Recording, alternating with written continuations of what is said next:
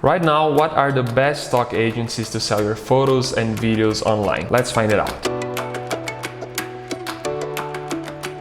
New stock agencies are being launched all the time, and though it might be a good idea to diversify your income sources, it can also be very frustrating to make uploads to agencies that will never get you a single sale. In today's video, I want to answer that using data from multiple sources like Alexa Rank, Google Trends, and my own personal earnings. So welcome to Creative Income, where creators learn how to achieve financial freedom through creative ways. Stock footage and stock photography are the main focus for now here in the channel, so if this is something that excites you, you are welcome to subscribe. And for anyone wishing to go deeper, I also have an online course of 3 hours focused on taking both beginners and intermediates to an advanced level.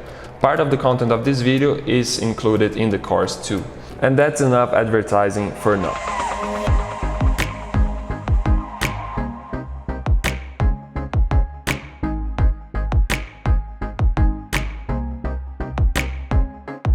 If you have ever watched a video here, you will notice that I hate taking conclusions too early and assuming that it is the same for everybody. First of all, because there's a big difference from stock footage to stock photography, and that is totally connected to what agencies will be the best in your specific case. We will take multiple data sources in this video and take some conclusions that will be helpful to take your own decisions. Anyway, before we finish, I want to help you giving what would be my advice on what agencies I would go if I was just getting started. The links to sign up as a contributor will all be in the description too. So the first thing that I want to do is compare how people are searching for stock agencies on Google. This is not directly connected to sales you are going to do on each agency, but it's still interesting data. This search makes it clear how big the advantage of Shutterstock is. They get almost 3 times more searches than Adobe Stock or Getty Images. One interesting analysis to do is how the graph is evolving since 2004. Getty Images used to be the biggest agency, reaching a peak in June 2006, and that's pretty close to when they have acquired iStock. But then Shutterstock arrived, and from then on it's clear that things haven't been so good. There's no way to prove it, but I'm pretty sure that contributors had a good part on it. The Getty Group became one of the most hated among contributors because of their lack of transparency, bad commission rates, and low respect for the contributor. So you can see how both companies started to go down in Google searches. In the meanwhile, Shutterstock was growing constantly from 2006 to 2014, when the searches stabilized. And that's probably because a new player arrived in the game, and that's Adobe Stock. Their growth since 2015 hasn't stopped yet, and that makes them a very important agency for both photo and video. And that gets very clear when we take Alexa Rank into consideration, another tool that can be used to analyze the most visited websites on the internet. It puts Adobe on the top because they use the adobe.com domain, which is used for way more things than just Adobe Stock. And that's why they appear among the top 100 websites. And Adobe is known for Photoshop, Premiere, and all the other stuff, so you can't really conclude that Adobe Stock gets more visitors than Shutterstock. In this ranking, Adobe Stock and Shutterstock are clearly the best marketplaces. And these two agencies are both good for stock footage and stock photography. For any reason, iStock and Getty are getting fewer visitors than Deposit Photos and 123RF. I will show you my own earnings in a minute, and that will show you how this list is not that accurate when it comes to profits, because you will see that video blogs, which is now story blogs, together with Pond5, still important even if they're the last on that list. LME is also another good agency to sell stock photography, and even though sales are not going to be as frequent as they are in Shutterstock, LME is known for getting the highest price in sales. Many contributors have already experienced getting sales above $100 there. So now let me mix some personal data in here, and this is how each agency is performing in the last 2 years for me. I started with Shutterstock and Pond5 in the end of 2012, then started at Getty Images at least in 2014, and then Storyblogs, Adobe Stock, and Deposit Photos entered in 2017, at least for me.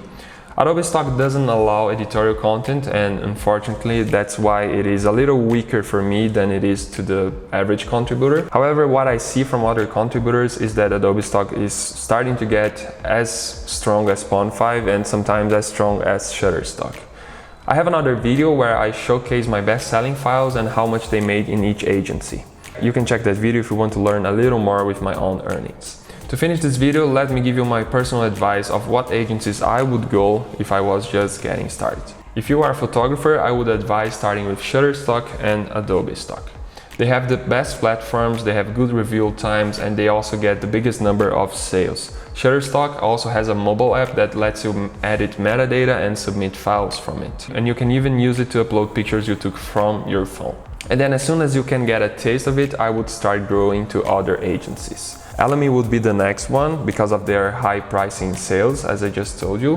And then I would go to agencies like Deposit Photos, 123RF, to then try all the new and small agencies. You will get crazy doing it by yourself if you don't use a multi-uploader. And that's why I suggest that you use something like Stock Submitter or Xpix. It's not that hard to learn how to use them, but I do cover it on my online course. For filmmakers, I suggest going in this order. Start with Shutterstock, then Adobe Stock, Pond5 and Storyblocks. In general, that's what I believe are going to be the most profitable and also the easiest to deal with. Video demands a whole different workflow because you have to use FTP, and editing and exporting is going to be way longer and way harder than it is with stock photography, but it's not as hard as it sounds, and I also cover the whole process on my online course. I also got my eyes on agencies like Vimeo Stock, Dissolve, Film Supply for high-end content, also Artgrid and Envato that might grow in the next years. Just as in photography, Stock Submitter is going to work just fine, but here we have Blackbox. They do take 15% of your revenue and the files are going to be sold under their profile. But there are some advantages that make it worth. Some examples are collaborating with metadata curators, automating revenue share to models and other co-workers, so Blackbox can split the income automatically and send it to each one PayPal account, and also being part of a wonderful community of creators, which Blackbox is becoming. There is a video about Blackbox in the channel, but if you are ready already, you can use the link below to subscribe. For both photo and video, I'm not a fan of Getty or iStock.